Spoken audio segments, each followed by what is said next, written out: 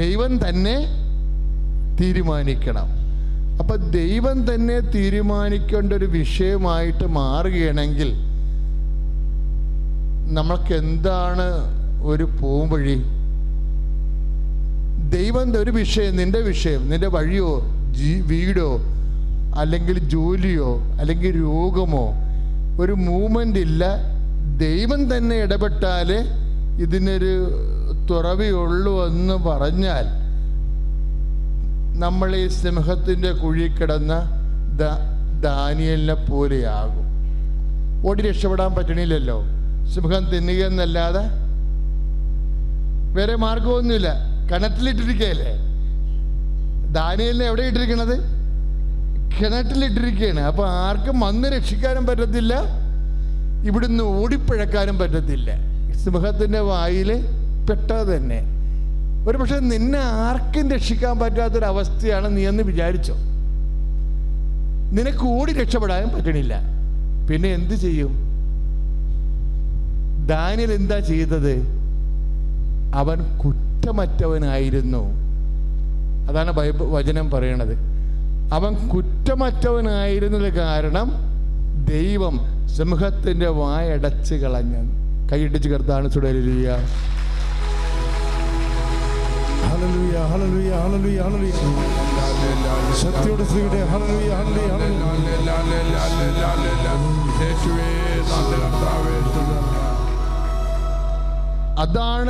അതൊരു പോംവഴിയാണ്. എന്ന് വെച്ചാൽ നമുക്ക് ഓടി രക്ഷപ്പെടാൻ പറ്റണില്ല, ആർക്കും വന്ന് നമ്മളെ സഹായിക്കാനും പറ്റാത്ത വിഷയമാണെങ്കിൽ നമ്മുടെ മുമ്പിൽ വേദഗ്രന്ഥം നൽകുന്ന ഏറ്റവും വലിയ പോംവഴി എന്താണ്? കുറ്റമറ്റവനായിരിക്കുക. അവൻ കുറ്റമറ്റവനായിരുന്നത് കാരണം കർത്താവ് സിംഹത്തിൻ്റെ വായടച്ചു. അതാണ് ദാനിയേൽ 6:22. അവൻ കുറ്റമറ്റവനായിരുന്നതിനാൽ പറഞ്ഞേ, അവൻ കുറ്റമറ്റവനായിരുന്നു കർത്താവ് സിംഹത്തിൻ്റെ വായടച്ചു. അത് ക്യാൻസർ. ഇപ്പൊ ബി പോസിറ്റീവ് എന്ന് പറഞ്ഞ് ബി നെഗറ്റീവ് പറഞ്ഞില്ലേ?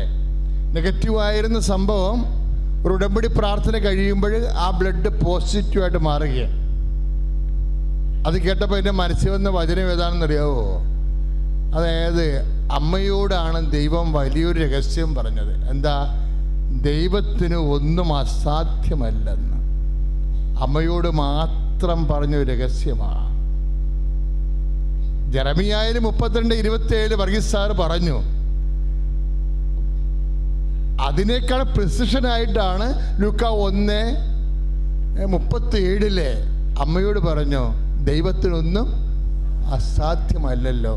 ജെറമിയായോട് പറഞ്ഞ വിഷയവും അമ്മയോട് പറഞ്ഞ വിഷയവും രണ്ടിനും രണ്ടാണ്. ഇതെങ്ങനെ സംഭവിക്കുമെന്ന് ചോദിച്ചതിനാണ് മറുപടി പറഞ്ഞത്. ഇതെങ്ങനെയാണ് ഇനി മുന്നോട്ട് പോവുക എന്ന് ചോദിച്ചാൽ നമ്മുടെ മുമ്പിൽ ഒരു വഴി കാണുന്നില്ലെന്നുണ്ടെങ്കിൽ ദൈവം പറയും, വഴി ഞാനാണെന്ന് പറയും. അത് ഞാൻ അമ്മയോട് പറഞ്ഞിട്ടുണ്ടെന്ന് പറയും. കനായിലെ കല്യാണത്തിൽ വഴി കാണുന്നില്ല, സമയമായില്ലെന്ന് പറയുമ്പോൾ അമ്മ അതോർക്കും. എന്താ? അപ്പ എന്നോട് പറഞ്ഞിട്ടുണ്ട് എല്ലാത്തിനും വഴി അപ്പാടെ കയ്യിലുണ്ടെന്ന്. ശ്രുതിയുടെ ഹല്ലേലൂയ ഹല്ലേലൂയ.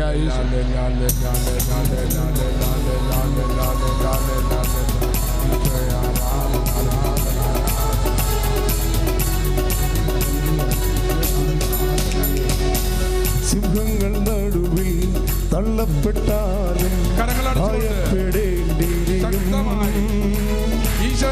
ചൂളനില്ലേ മൂടിയെന്നാലും ഭയപ്പെടേണ്ടിയും. സിംഹങ്ങൾ നടുവിൽ തള്ളപ്പെട്ടാലും ഭയപ്പെടേണ്ടിയും. ചൂളനില്ലേ മൂടിയെന്നാലും ഭയപ്പെടേണ്ടിയും. കൺമണി പോൽ നിന്നെ കാക്കുന്ന ദൈവം തന്നുള്ളം കയ്യിൽ വഹിച്ചിടുമെന്നും. കൺമണി പോൽ നിന്നെ കാക്കുന്ന ദൈവം തന്നുള്ളം കയ്യിൽ വഹിച്ചിടുമെന്ന്. ഭയപ്പെടേണ്ട, ഇനി ഭയപ്പെടേണ്ട, ഇമ്മാനുവേൽ നിന്റെ കൂടെയുണ്ട്. ഭയപ്പെടേണ്ട, ഇനി ഭയപ്പെടേണ്ട, ഇമ്മാനുവേൽ നിന്റെ കൂടെയുണ്ട്. നമ്മൾ ദാനിയേലിനോട് ഈശോ ദൈവം പറഞ്ഞില്ലേ, എന്നാ പറഞ്ഞത്? നീ കുറ്റമറ്റവനായിരിക്കുക, സിംഹത്തിൻ്റെ വായ ഞാൻ അടക്കുമെന്ന്. ഇതാണൊരു താക്കോലാണ്, ഇതൊരു കീവേഡെന്ന് പറയും. താക്കോൽ വചനങ്ങൾ, ജീവിത പ്രതിസന്ധികൾ തുറക്കാനുള്ള താക്കോൽ വചനം. നീ കുറ്റമറ്റവനായിരിക്കുക, ഞാൻ നിന്നെ വിഴുങ്ങാൻ വരുന്ന സിംഹത്തിൻ്റെ വായ ഞാൻ അടക്കുമെന്ന്. ഇപ്പം എല്ലാ സിംഹവുമായിട്ട് നമ്മൾ പിടിക്കണമെന്ന് ഒരു നിർബന്ധവുമില്ല.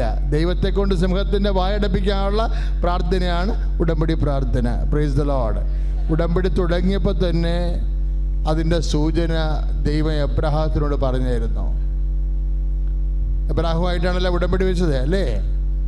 ഇപ്പം ഇന്ന് MOH ഹൈ BT എക്സാമിനേഷൻ എന്നൊക്കെ പറഞ്ഞുകൊണ്ട് ആൾക്കാർ സാക്ഷ്യം പറയണില്ലേ? ഇതെല്ലാം പ്രൊഫഷണൽസിൻ്റെ എത്രയോ സാക്ഷ്യങ്ങൾ വന്ന് ഈ പ്രൊഫഷണൽസൊക്കെ പോയി രക്ഷപ്പെട്ട് കഴിഞ്ഞാൽ എന്താണ് നമുക്ക് കിട്ടുന്നത്? ജോലി കിട്ടും, ജോലി കിട്ടിയാൽ പണം കിട്ടും, പണം കിട്ടിയാൽ ആഹാര പ്രശ്നം നടക്കും. അത് ഉടമ്പടി ഭാഗമാണത്. അത് ആദ്യമേ പറഞ്ഞതാ, നിന്റെ അപ്പക്കുട്ടയെ ഞാൻ അനുഗ്രഹിക്കും, മാവ് കുഴക്കുന്ന കലത്തെ ഞാൻ അനുഗ്രഹിക്കും. ഉടമ്പടിയുടെ ഭാഗമാണത്. പ്രൊഫഷണൽ എക്സാമിനേഷനായിട്ടാണ് നമ്മളത് അനുഭവിക്കുന്നത് മാത്രമേ ഉള്ളൂ. ദൈവം അനാദിയിൽ വാഗ്ദാനം ചെയ്തതാണത്. നമ്മൾ നിയമാവർത്തനം 28:4 അനുസരിച്ച് കൊണ്ട് ആഹാര മേഖലയെല്ലാം ദൈവം അനുഗ്രഹിച്ചതാ. അതുകൊണ്ടാണ് വിദ്യാഭ്യാസവും സന്താനങ്ങളും അവരുടെ ജോലിയും ഒക്കെ ദൈവം അനുഗ്രഹിക്കുന്നത്. നമുക്ക് കിട്ടിയ സാക്ഷ്യത്തെ ഓർത്തെല്ലാം സ്തുതിക്കട്ടെ. ഹല്ലേലൂയ.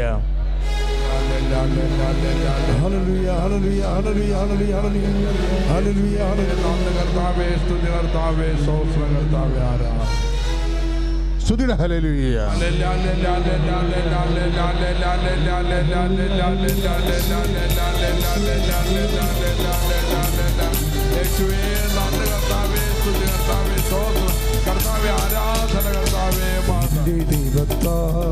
എന്റെ ദൈവത്താൽ നിശ്ചയം അനുഗ്രഹം പ്രാപിച്ചിടും ഞാൻ. എന്റെ ദൈവത്താൽ നിശ്ചയം അനുഗ്രഹം പ്രാപിച്ചിടും ഞാൻ. തന്റെ വചനം പോലെ ഞാൻ ചെയ്യും, തന്റെ വഴിയിൽ തന്നെ നടക്കും. തന്റെ വചനം പോലെ ഞാൻ ചെയ്യും, തന്റെ വഴിയിൽ തന്നെ നടക്കും. പരിശുദ്ധ പരമദിവ്യകാരുണ്യത്തിന് എന്നേരവും ആരാധന സ്തുതി പൂഴ്ച ഉണ്ടായിരിക്കട്ടെ. ദൈവം എബ്രഹാത്തിനോട് എന്താ പറഞ്ഞത്? നീ ഒരു അനുഗ്രഹമായിരിക്കും അല്ലേ? ഉൽപ്പത്തി അച്ഛനെ ഇടയ്ക്കിടയ്ക്ക് ഓർപ്പിക്കുന്ന വാക്കാ. കാര്യം ഉടമ്പടി തുടങ്ങണം അവിടെ നിന്നാണ്. അതുകൊണ്ടാണ് ഉടമ്പടിക്ക് മുമ്പ് ഉടമ്പടി ഇരിക്കുന്ന എബ്രഹാമായിട്ട് ദൈവം കൊടുത്ത വാഗ്ദാനം എന്താ? ഉടമ്പടിയിൽ എപ്പോഴും വാഗ്ദാനങ്ങൾ ഉണ്ടാവും. നമ്മൾ ഈ വാഗ്ദാനങ്ങൾ എന്താ ചെയ്യണത്? അവകാശമാക്കുകയാണ് ചെയ്യണത്. ഉടമ്പടി പ്രാർത്ഥനയിൽ വരുന്ന അതിൻ്റെ മൂവ്മെൻറ്റ്സ് എന്താണ്? ദൈവം നൽകിയിട്ടുള്ള വാഗ്ദാനങ്ങളെ അവകാശമാക്കുകയാണ്. അവകാശം പ്രാപിക്കാൻ വേണ്ടിയാണ്. അവകാശം പ്രാപിക്കാനുള്ള കുറേ മാർഗങ്ങൾ ബൈബിളിലുണ്ട്. അതാണ് ഉടമ്പടിയിലൂടെ പ്രബോധനമായിട്ട് നൽകണത്. അപ്പോൾ ദൈവം എബ്രഹാത്തിന് കൊടുത്ത വാഗ്ദാനം എന്താണ്? നീ ഭൂമിക്കൊരു അനുഗ്രഹമായിരിക്കും. എന്നുവെച്ചാൽ എല്ലാ ജനങ്ങൾക്കുമാണ്.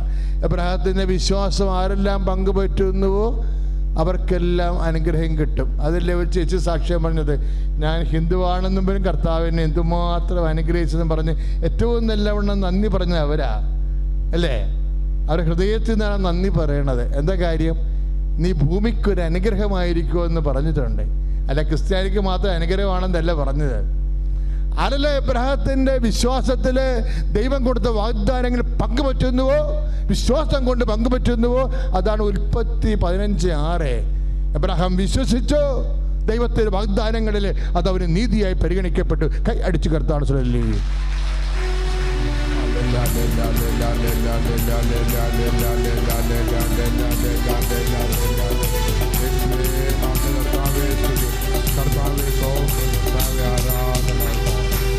കാണുന്നു ഞാൻ വിശ്വാസത്താൽ എൻ മുൻപിൽ ചെങ്കടൽ രണ്ടാകുന്നു. കാണുന്നു ഞാൻ വിശ്വാസത്താൽ എൻ മുൻപിൽ ചെങ്കടൽ രണ്ടാകുന്നു. കാണാത്ത കാര്യങ്ങൾ കൺമുൻപിലെന്നപ്പോൾ വിശ്വസിച്ചിടുന്നു എൻ കർത്താവേ. കാണാത്ത കാര്യങ്ങൾ കൺമുൻപിലെന്നപ്പോൾ വിശ്വസിച്ചിടുന്നു എൻ കർത്താവേ. കാണുന്നു ഞാൻ വിശ്വാസത്താൽ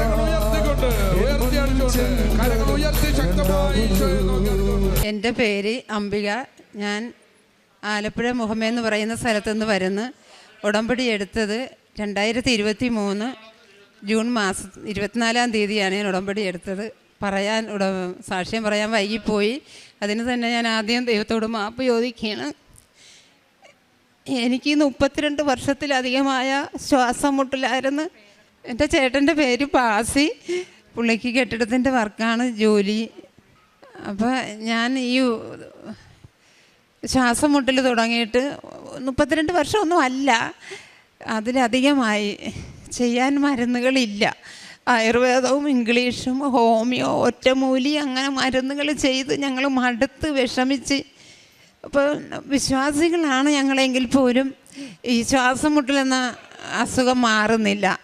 അപ്പോൾ എൻ്റെ ചേട്ടൻ ഈ പത്രമൊക്കെ നോക്കിയിട്ട് പറയും, അംബിക നീ ഉടമ്പടി എടുക്ക്, അപ്പോൾ അത് മാറി കിട്ടും. ഞാൻ പറയും, ചേട്ടാ ഞാൻ കുർബാന കൂടുന്നുണ്ട്,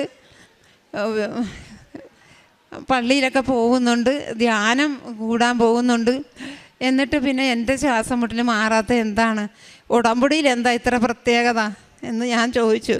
അല്ല, നമ്മൾ സാക്ഷ്യം ഇത് കാണുന്നതല്ലേ, അതുകൊണ്ട് നീ ഉടമ്പടി എടുക്കുമെന്ന് പലവട്ടം പറഞ്ഞു. പക്ഷേ ആൾക്കാരെന്നെ പറഞ്ഞ് പേടിപ്പിച്ച്. ഉടമ്പടി എന്ന് പറയുന്നത് ഭയങ്കര സംഭവമാണ്. കൃപാസനത്തിൽ പോയാൽ ഉടമ്പടി എടുപ്പിക്കും. ഉടമ്പടി എന്ന് പറയുന്നത് ഭയങ്കര സംഭവമാണ്. അത് നമ്മൾ വിചാരിച്ചാൽ നടക്കത്തില്ല. ഞാനതിൽ വിശ്വസിച്ചു. ഒരു യേശുവിൽ വിശ്വാസിയായിട്ട് പോലും ഞാനതിലങ്ങ് വിശ്വസിച്ച് പോയി. അങ്ങനെ കുറച്ച് നാൾ അങ്ങനെ തന്നെ പോയി. വീണ്ടും എൻ്റെ ചേട്ടൻ്റെ നിർബന്ധപ്രകാരമാണ് ഞാൻ ഉടമ്പടി. എന്ത് വന്നാലും ചേട്ടൻ കൂടി എന്നേക്കാൾ വിശ്വാസിയും എന്നേക്കാൾ പ്രാർത്ഥിക്കാൻ ജാഗ്രതയും കാണിക്കുന്ന ഒരാൾ എൻ്റെ ചേട്ടനാണ്. എനിക്ക് ദൈവം അങ്ങനെ ഒരാളെയാണ് കൂട്ടാളിയായിട്ട് ദൈവം തന്നത്. അതെൻ്റെ ഒരു വലിയ കൃപയായിട്ടാണ് ഞാൻ കാണുന്നത്. അങ്ങനെ ഇത്രയും പഴക്കമുള്ള ഈ ശ്വാസം മുട്ടൽ പ്രാർത്ഥിച്ച് 1 മാസമായപ്പോൾ തന്നെ, 1 മാസമായെന്ന് ഞങ്ങൾ പിന്നെ നോക്കിയെടുത്തതാണ്. കാരണം പിന്നെ എനിക്ക് ശ്വാസം മുട്ടലില്ല, ഞാനങ്ങ് മറന്നുപോയി. അപ്പോൾ ഞാൻ പറയും, ചേട്ടാ ഒരു സ്ഥലത്ത് പോകാൻ മേല, അതൊരു പട്ടിക ചൊല്ലും പോലെ ചൊല്ലണം. കാരണം വെളിയിലോട്ട് ഇറങ്ങാൻ മേല. വണ്ടിയിലാണ് നമ്മൾ പോകുന്നെങ്കിൽ പോലും പെട്രോളിൻ്റെ മണം, അല്ലെങ്കിൽ പെട്രോൾ അടിക്കാൻ ചെന്ന് അവിടെ നിന്നെന്ന് അതിൻ്റെ മണം കേൾക്കാൻ വയ്യ. വീട്ടിൽ തൂത്തുവാരാൻ വയ്യ, കടുക് വറുക്കാനോ മീൻ വറുക്കാനോ അങ്ങനെ ഒന്നും വയ്യ. പഴവർഗ്ഗങ്ങളൊന്നും കഴിക്കാൻ വയ്യ. ഒരു കല്യാണ ചടങ്ങ് വന്നാൽ എനിക്ക് അവിടുത്തെ ചെന്നൊരു ഫുഡ് കഴിക്കാൻ എനിക്ക് വയ്യ. സന്ധ്യ കഴിഞ്ഞാൽ ഒട്ടും വയ്യ. കല്യാണ ചടങ്ങൊക്കെ സന്ധ്യ കഴിഞ്ഞാലല്ല മിക്കതും. അതുകൊണ്ട് അങ്ങനെ ഒരു കാര്യത്തിന് എനിക്ക് പോകാൻ വയ്യ. സദ്യയ്ക്ക് പോയ പകൽ സദ്യയ്ക്കാണെങ്കിൽ പോലും എനിക്ക് പായസ പഴ അങ്ങനെ ഒന്നും കഴിക്കാൻ വയ്യ. മോര് കൂട്ടാൻ വയ്യ, പച്ചമോര് മോരെന്ന് പറയാൻ പോലും വയ്യ. ഒരു സാധനം എനിക്ക് കഴിക്കാൻ വയ്യ. തേങ്ങ അരച്ച് കറി വെച്ച മീൻ കറി മാത്രം കൂട്ടി ഇത്തിരി ചോറ് തിന്നുന്ന ഒരാളാണ്. അല്ലാതെ ഫുഡെന്ന് പറഞ്ഞാൽ ഒന്നും എനിക്ക് കഴിക്കാൻ വയ്യ. കഴിച്ചാൽ എനിക്ക് വിമ്മിഷ്ടമാണ്. അപ്പോൾ ഒരു ഭക്ഷണവും ഡോക്ടർ അപ്പോൾ പറയും കഴിക്കാൻ പറ്റുന്നത് കഴിക്കുക. ചക്കപ്പഴം കഴിച്ച് ഒരു പ്രാവശ്യം കൊണ്ടുചെന്നപ്പോൾ ഡോക്ടർ പറഞ്ഞു, ചക്കപ്പഴം നാട്ടുഭക്ഷണമല്ലേ, അത് കഴിച്ചിട്ടും ഉണ്ടായ എന്ന് ചോദിച്ച്. എനിക്കൊന്നും പറ്റുന്നില്ല, ഒന്നും കഴിക്കാൻ വയ്യത്തില്ല. എനിക്ക് ഭക്ഷണത്തോട് ഭയമാണ്, ഞാനൊന്നും കഴിക്കത്തില്ല. അങ്ങനെ ആയിട്ട് പോലും എൻ്റെ ശ്വാസം മുട്ടൽ മാറിയില്ല. ഇവിടെ വന്ന് ഉടമ്പടി എടുത്തു കഴിഞ്ഞപ്പോൾ ഞാൻ അറിഞ്ഞില്ല. അതാണൊരു സത്യമായ കാര്യമാണത്. ഞാൻ അറിഞ്ഞില്ല എൻ്റെ ശ്വാസം മുട്ടൽ ദൈവം എടുത്തു മാറ്റി. ഇപ്പം ഞാൻ ഇത്രയും നേരം എനിക്ക് പറ്റത്തില്ല എന്ന് പറഞ്ഞ കാര്യം ഇപ്പം എനിക്ക് എല്ലാം തിരിച്ച് ചെയ്യാൻ പറ്റും. എവിടെ പോയാലും എന്ത് ചെയ്താലും ഫുഡ് എന്ത് കഴിച്ചാലും ഇപ്പം എല്ലാത്തിനും ഞാൻ പോകുന്നു. എനിക്കെല്ലാം കഴിക്കാൻ പറ്റും. എനിക്കൊന്നും പാടില്ലാഴികയില്ല. അതാണൊരു പരമസത്യം. ഞങ്ങൾ അറിഞ്ഞില്ല. ചേട്ടനോട് ഞാൻ സംസാരിക്കുമ്പോഴേ 1, 2, 3 ഒക്കെ പറഞ്ഞാലും ചേട്ടൻ കേൾക്കത്തില്ല. അപ്പോൾ ഞാനിങ്ങനെ ശ്രദ്ധിക്കാൻ തുടങ്ങി. എന്താ ചേട്ടാ ഇത് ചെവി കേൾക്കാൻ മേലേ എന്ന് ചോദിച്ചപ്പോൾ, ആ ചേടി ജോലി സ്ഥലത്ത് ചെന്നാൽ ചേട്ടന് കെട്ടിടത്തിൻ്റെ വർക്കാണ്, വർക്ക് ചെയ്യിക്കുന്ന ഒരാളും കൂടിയാണ്. അപ്പോൾ എപ്പോഴും വർക്ക് ചെയ്തില്ലെങ്കിലും ജോലി സ്ഥലത്ത് ചെന്നാൽ പിള്ളേരൊക്കെ പറഞ്ഞാലും എനിക്കൊന്നും കേൾക്കുന്നില്ല, ഞാൻ ശ്രദ്ധിച്ചിട്ടെങ്കിലേ കേൾക്കാൻ പറ്റുള്ളൂ എന്ന്. എൻ്റെ ദൈവമേ, എന്ത് ചെയ്യും? ചെവിയേക്കാൻ പാടില്ല, നമുക്ക് ജോലി ചെയ്യാൻ പറ്റുമോ? പിള്ളേർ ഉണ്ടെന്ന് പറഞ്ഞാലും ഞങ്ങളാകെ വിഷമത്തിലായി. ഞാൻ ഉടമ്പടി എടുത്തിട്ടുള്ളതല്ലേ, എനിക്ക് നല്ല ഉറപ്പുണ്ട്. അപ്പോൾ എങ്കിലും ഡോക്ടറെ അടുത്ത് പോകണമല്ല. അങ്ങനെ ഡോക്ടറെ അടുത്ത് ചെയ്യുമ്പോൾ ഡോക്ടർ ഓപ്പറേഷൻ വേണം, 1 ലക്ഷം 1.5 ലക്ഷമൊക്കെ പുള്ളി കണക്ക് കൂട്ടി ഡോക്ടർ പറഞ്ഞ്. അപ്പോൾ ശരി, ഓക്കെ പറഞ്ഞ് ഞങ്ങൾ വീട്ടിൽ പോന്നു. പിന്നെ ഈ ഒരു കാര്യത്തിനായിട്ട് ഞങ്ങൾ ഡോക്ടറെ അടുത്ത് പോയിട്ടില്ല. ഒരു 4-5 മാസം വീണ്ടും ഞാൻ ഉടമ്പടി പുതുക്കാൻ ഇവിടെ വന്നപ്പോൾ ഇത് നിയോഗം കാഴ്ചവെച്ച് ചേട്ടൻ്റെ ചെവിയുടെ കേൾവിക്കുറവ്. അത്ഭുതം എന്ന് പറയട്ടെ, ചെവിയുടെ ഈ തൈലം അകത്തും പുറത്തും പെരട്ടും ഉപ്പും തേനും കഴിക്കും. ഉടമ്പടി രാവിലെ നമ്മൾ പ്രാർത്ഥിക്കില്ല. ഇന്ന് ഞങ്ങൾ അതിനൊരു തടസ്സവും ഞങ്ങൾ വരുത്തിയിട്ടില്ല. എവിടെയെങ്കിലും പോയാൽ പോലും ഞങ്ങൾ അന്ത്യ താമസിക്കത്തില്ല. കാരണം 2 നേരത്തെ പ്രാർത്ഥന, അതാണ് ഏറ്റവും വലിയ കാര്യം. അങ്ങനെ ഞങ്ങൾ അത് ചെയ്ത് ചെവിയുടെ ഈ 4-5 മാസമൊന്നും എടുത്തില്ല, പെട്ടെന്ന് തന്നെ. എങ്കിലും ഞാനൊരു കണക്ക് കൂട്ടി പറഞ്ഞതേ ഉള്ളൂ, 4-5 മാസം.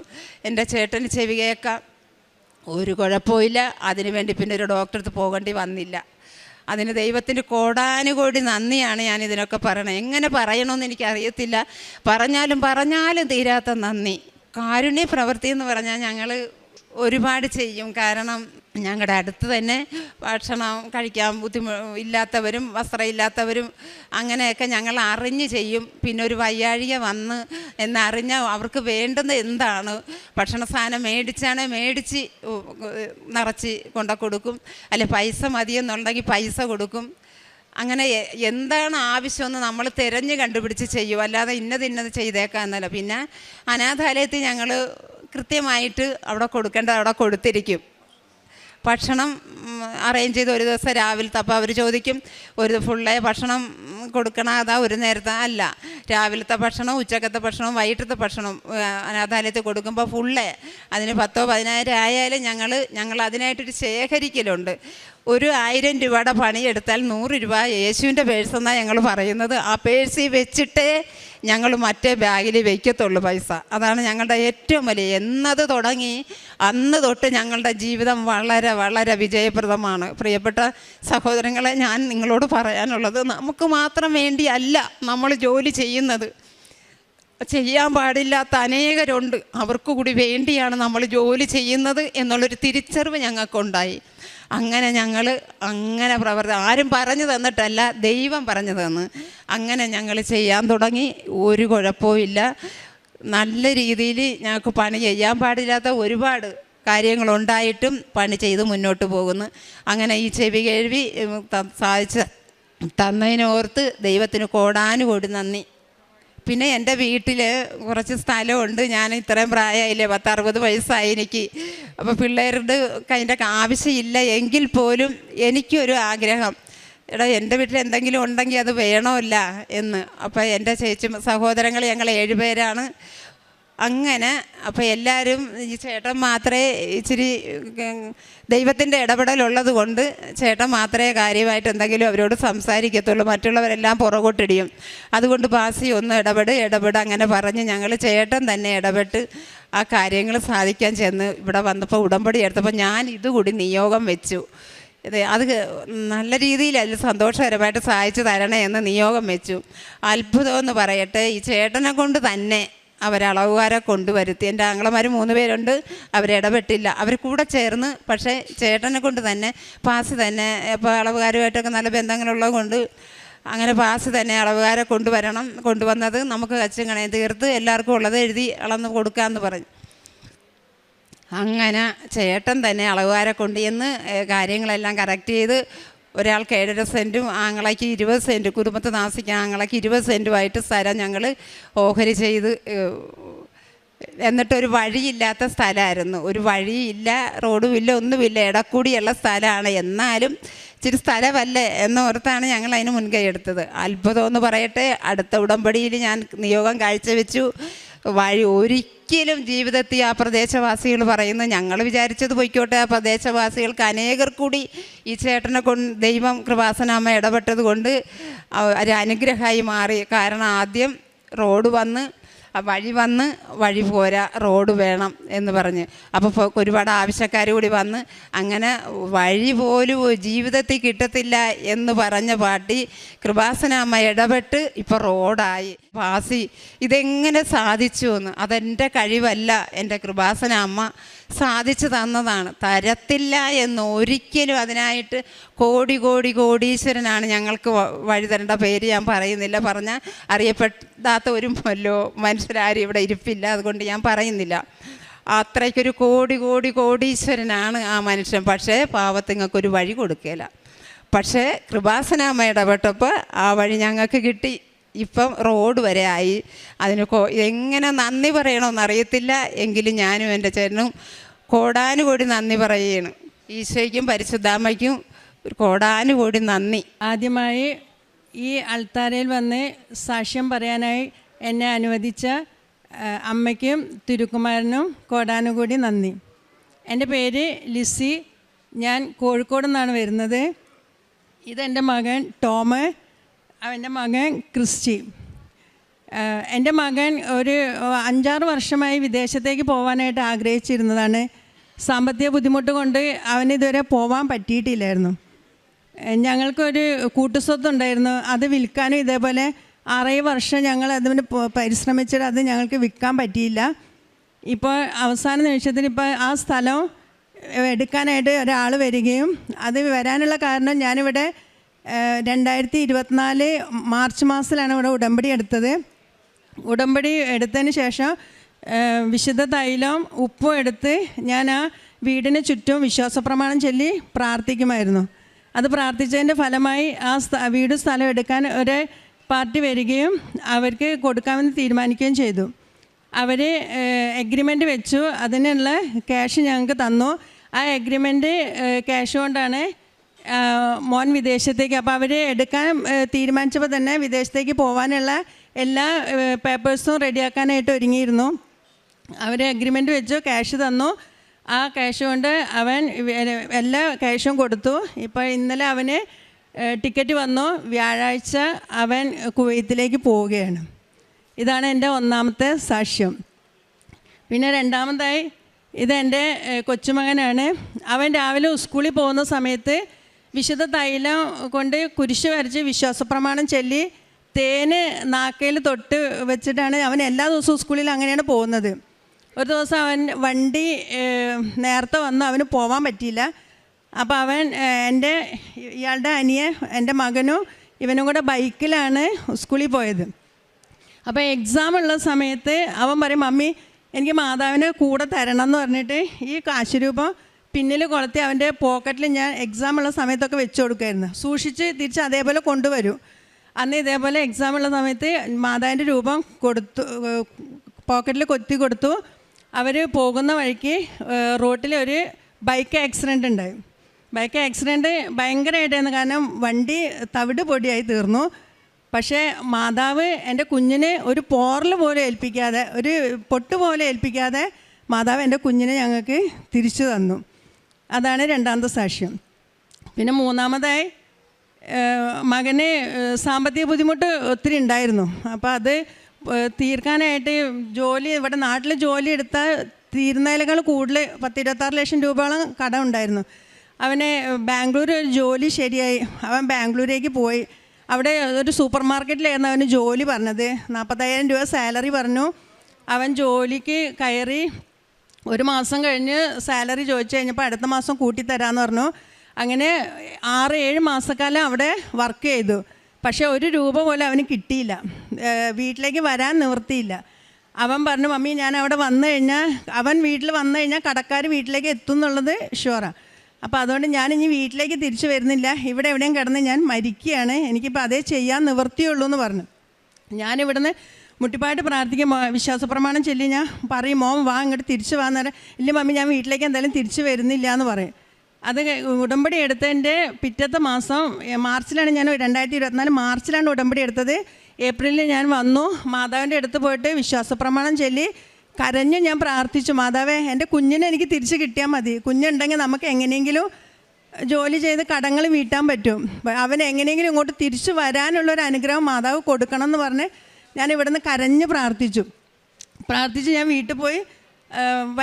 രാത്രി വെളുപ്പിന് 3 മണിക്കാണ് അവൻ ജോലി കഴിഞ്ഞിട്ട് എന്നെ എല്ലാ ദിവസവും വിളിക്കാറ്. ഓവർ ടൈം വർക്കൊക്കെ കഴിഞ്ഞ് 3 മണിക്കാണ് അവൻ എന്നും വിളിക്കുന്നത്. ഞാൻ ഇവിടുന്ന് പ്രാർത്ഥിച്ച് വീട്ടിൽ പോയി ഒരു 2-2:45 അവൻ എന്നെ വിളിച്ചു, മമ്മിയെന്ന് വിളിച്ചു. അപ്പോൾ ഞാൻ കോള് അറ്റൻഡ് ചെയ്തപ്പോൾ അവൻ ബാംഗ്ലൂരിൽ നിന്നാണെന്ന് വിളിക്കുന്നതെന്ന് കരുതിയ കോളെടുത്ത്. അപ്പോൾ മമ്മി ഒന്ന് ഡോറ് തുറക്കും, ഞാനത് വീട്ടിൽ വന്നു എന്ന് പറഞ്ഞു. അപ്പോൾ എനിക്ക് ഒത്തിരി മാതാവിനോട് ഒത്തിരി എന്താ പറയുക, എന്താ പറയേണ്ടതെന്ന് എനിക്കറിയുന്നില്ല. അത്രയും സന്തോഷമായി. ഞാൻ എഴുന്നേറ്റ് നോക്കിയപ്പോൾ എൻ്റെ മുമ്പിൽ മാതാവ് മോനെ കൊണ്ടു തന്നു. അതുവരെ മരിക്കണം എന്ന് പറഞ്ഞിരുന്നവനാണ്. അവിടെ നിന്ന് മരിക്കുള്ളൂ, കൂടി തിരിച്ച് വരുന്നില്ല എന്ന് പറഞ്ഞ് ഉറപ്പിച്ച മകനാണ്. അവൻ പറഞ്ഞു, മമ്മി ഇവിടെ വന്ന് പ്രാർത്ഥിച്ചതിൻ്റെ ആയിരിക്കാം ഒരു ഉച്ചയായപ്പോൾ തുടങ്ങി അവന് വീട്ടിൽ പോകണം, മമ്മിനെ കാണണം, വീട്ടുകാരെ കാണണം എന്നുള്ളൊരു മനസ്സിലിങ്ങനെ ഒരു വേദന പോലെ. തിരിച്ച് അവിടെ നിന്ന് ഇങ്ങോട്ട് പോരുവാനായിട്ട് വണ്ടിക്കൂലി പോലും അവൻ്റെ കയ്യിലില്ല, കാരണം ഒന്നും കിട്ടിയിട്ടില്ല. അവൻ്റെ കൂടെ വർക്ക് ചെയ്യുന്ന ഒരാളോട് 500 രൂപ വാങ്ങി അവൻ അവിടെ നിന്ന് വണ്ടി കയറി ഇവിടെ വന്ന്. അതാണ് എൻ്റെ 3ാമത്തെ സാക്ഷ്യം. പിന്നെ പ്രേക്ഷിത പ്രവർത്തനം എന്ന് പറഞ്ഞു കഴിഞ്ഞാൽ ഞാൻ എല്ലാ മാസവും കോഴിക്കോട് നിന്ന് വന്ന് ഇവിടെ വന്ന് 3 കെട്ട് പേപ്പർ എടുത്തിട്ട് ഞാൻ എല്ലാവർക്കും കൊടുക്കാറുണ്ട്. അത് നമ്മുടെ പള്ളിയിലൊന്നും വെക്കാറില്ല, ഞാൻ റോട്ടിൽ കൂടെ നടന്നു പോകുമ്പോഴാണ് കൊടുക്കുന്നത്. കാരണം നമ്മളെ കാണുന്നവർക്കൊക്കെ അക്രൈസ്തവരായിട്ടുള്ളവർക്കാണ് ഞാൻ മാതാവിനെക്കുറിച്ച് പറഞ്ഞിട്ട് ഈ പേപ്പർ കൊടുക്കുന്നത്. പിന്നെ കാരുണ്യപ്രവൃത്തി എന്ന് പറഞ്ഞാൽ ഞങ്ങളുടെ വീട്ടിൻ്റെ അടുത്ത് നോർമൽ അല്ലാത്ത ആളുകൾ താമസിക്കുന്ന ഒരു സ്ഥലമുണ്ട്. അവിടെ പോയിട്ട് ഇടയ്ക്കിടയ്ക്ക് അവിടെയൊക്കെ ക്ലീൻ ചെയ്ത് കൊടുക്കും, അവരുടെ തുണികൾ വാഷ് ചെയ്യാനുള്ള അങ്ങനെയുള്ള കാര്യങ്ങളൊക്കെ ചെയ്ത് കൊടുക്കും. പിന്നെ പൊതിച്ചോറ് ഉണ്ടാക്കിയിട്ട് നമ്മുടെ കോഴിക്കോടേക്ക് തന്നെയാണെങ്കിലും ഒരു 15 രൂപ പോയിൻ്റ് ഉണ്ട്, അവിടെ ഒരു സ്റ്റാൻഡിൽ ഇറങ്ങിയിട്ട് അപ്പുറത്തെ സ്റ്റാൻഡ് വരെ നടന്നിട്ട് വഴിയിലിരിക്കുന്നവർ എല്ലാവർക്കും തന്നെ പൊതിച്ചോറ് അങ്ങനെ കൊണ്ടു കൊടുക്കാറുണ്ട്. ഇതെല്ലാമാണ് എൻ്റെ കാരുണ്യ പ്രവൃത്തികൾ.